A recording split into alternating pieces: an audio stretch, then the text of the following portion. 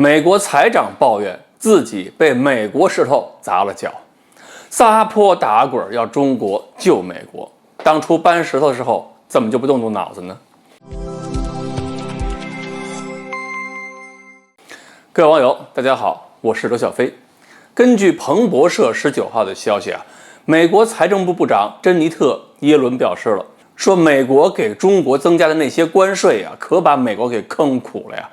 他说，对中国增加的关税呢，实际上是对美国消费者征了税。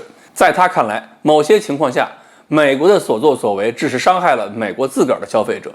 而他抱怨呢，说通过增税打贸易战是特朗普政府干的。那拜登应该上任之后，尽快根据中美之间2020年1月那个协议，马上的考虑实现降低税率。结果拜登上任都这么久了，还没有及时降低税率，而且跟中国打贸易战打得还越来越凶了。现在呢，真出了问题了，美国感觉自己亏得很厉害。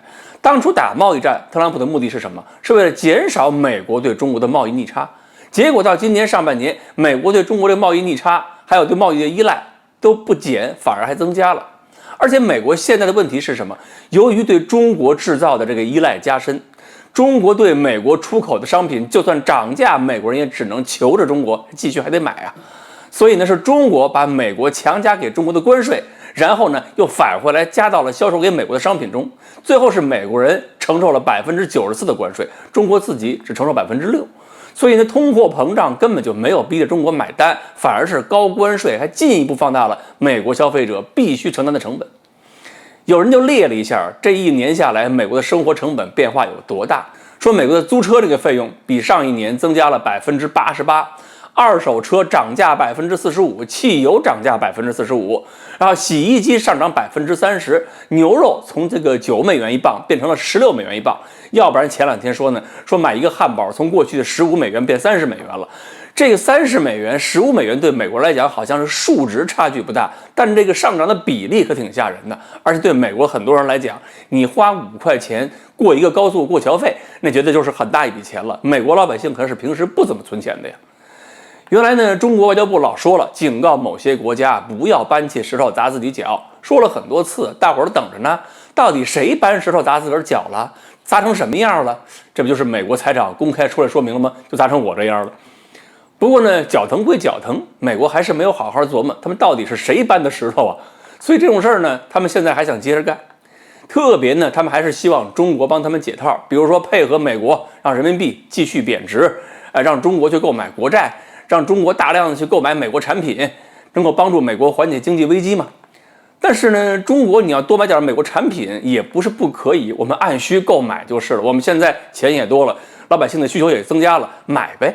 但是你让中国把人民币贬值了救美国，那凭什么？这个我们可不干现在是你美国求着要买中国商品，不是我们硬要廉价倾销。我们涨价你都求着我们为什么要降价呀？那么现在看来，中国如果在这个问题上不配合，美国呢就继续是撒泼打滚了。一方面呢是要放肆一些缓和性的言论，撒娇，然后告诉中国我们要缓和关系；另一方面呢，继续玩极限施压，让中国觉得呢有希望缓解中美关系紧张，同时又要施加军事政治压力，通过台湾香港南海方向要压迫中国，逼中国就范。所以说了半天还是个死循环呢。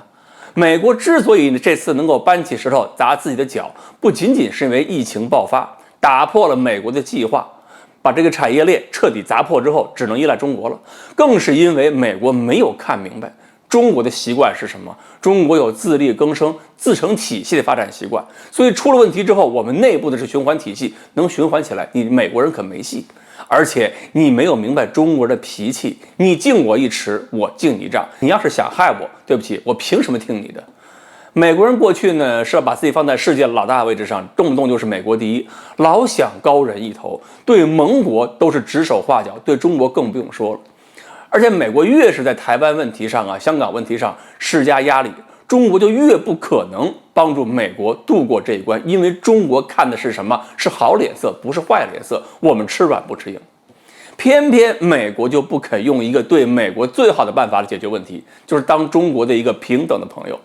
其实稍微动动脑子，读读历史就不难明白，真要是把中国当成真正的朋友，坦诚相待，中国才不会见死不救呢。好，关于美国财政部长这次脚疼的症状，中国到底是救还是不救？我们今天呢就说到这儿，欢迎大家继续关注我们的栏目，我们下期再说。